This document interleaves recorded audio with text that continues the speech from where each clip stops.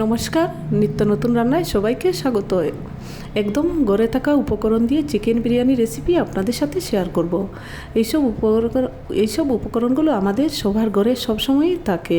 তো এখানে আমি প্রথমে 1 কেজি 500 গ্রামের মতো ব্রয়লার মুরগির মাংস নিয়েছি। আর এই মাংসগুলো ভালো করে ধুয়ে পরিষ্কার করে একটা চাকনির মধ্যে 5 মিনিটের মতো রেখে জলটা ভালো করে ঝরিয়ে নিয়েছি। এবার আমি একটা লেবু কেটে এভাবে 4টি টুকরো করে নিয়েছি। আর এই রস দিয়ে আমি মাংসগুলো মেখে 15 মিনিটের মতো রেখে দেব। এবার চলে যাব চুলাতে একটা কড়াই বসিয়ে দিয়ে দেব পরিমাণ মতো রান্নার তেল গরম হয়ে আসলে দিয়ে দেব 2 এলাচ, 2 টুকরো দারচিনি, 2 টুকরো তেজপাতা। এবার দিয়ে দেব পেঁয়াজ কুচিটা একটু বেশি দিলাম, কারণ বেরেস্তার জন্য কিছুটা রেখে দেব। এবার নেড়েচেড়ে পেঁয়াজটা লালচে করে ভেজে নেব। তো দেখুন, পেঁয়াজটা লালচে করে ভেজে নিয়েছি। এবার বেরেস্তার জন্য এতটুকু তুলে রাখছি।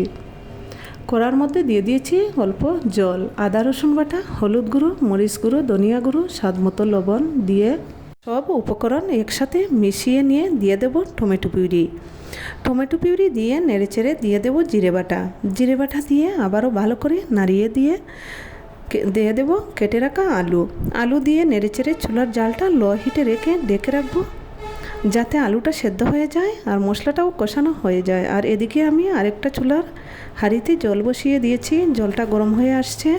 এবার জলের মধ্যে দিয়ে দেব গোটা জিরে, 2 তেজপাতা, 2 এলাচ আর 2 টুকরো দারচিনি দিয়ে ডেকে রাখবো জলটা ফুটে আসার জন্য।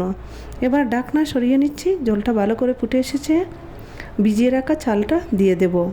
আমাদের সবার ঘরে যে ভাতের চাল থাকে, এই চাল দিয়েই আমি আজ বিরিয়ানিটা করব।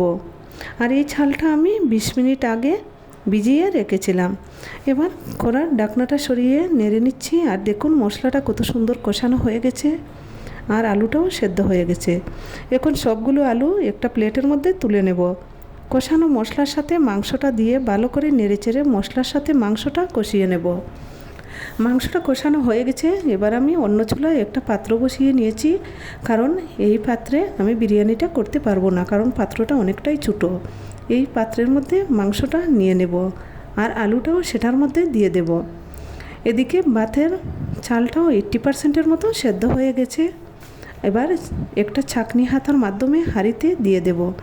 সবগুলো ভাত হাঁড়িতে দিয়ে উপর দিকে দিয়ে দিচ্ছি 4টে কাঁচামরিচ, বেরেস্তা, গোলাপ জল, কেওড়া জল আর বিরিয়ানি মশলা দিয়ে চুলার জালটা লো হিটে রেখে 20 মিনিটের মতো ডেকে রাখবো।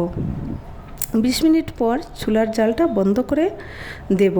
চুলার জালটা বন্ধ থাকা অবস্থায় আরও 10 মিনিট পরে আমি ঢাকনাটা সরিয়ে নেব।